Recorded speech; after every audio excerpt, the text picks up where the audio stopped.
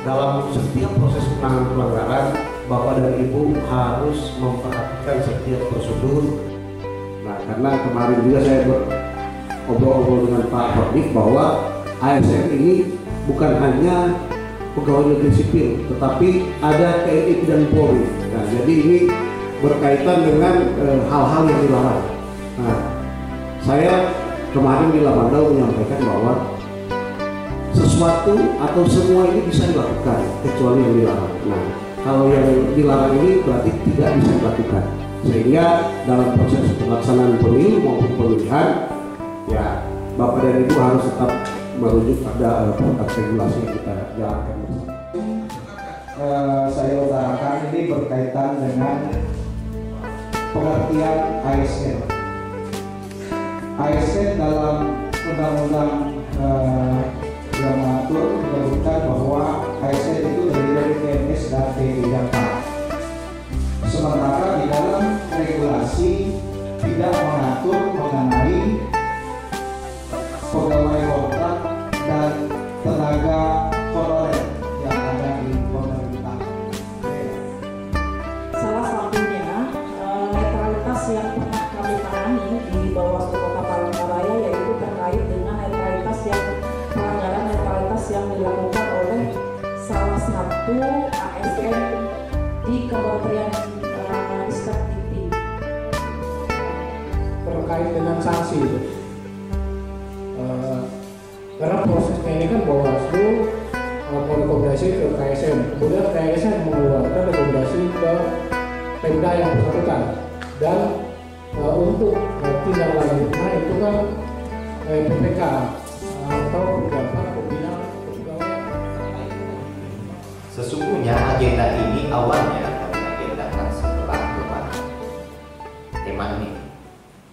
Namun ada persoalan pada awal-awal bulan kemarin. Ternyata ada kasus yang memang berhubungan dengan persoalan netralitas ASN dan sekarang sedang ditangani oleh Bawaslu. Memang kegiatan PP ini akan berbeda dengan misi yang lain, karena penanganan pelanggaran itu dia berhubungan dengan kesepakaman antar seluruh anggota Bawaslu untuk memutuskan sesuatu kasus itu masuk dalam kategori pelanggaran.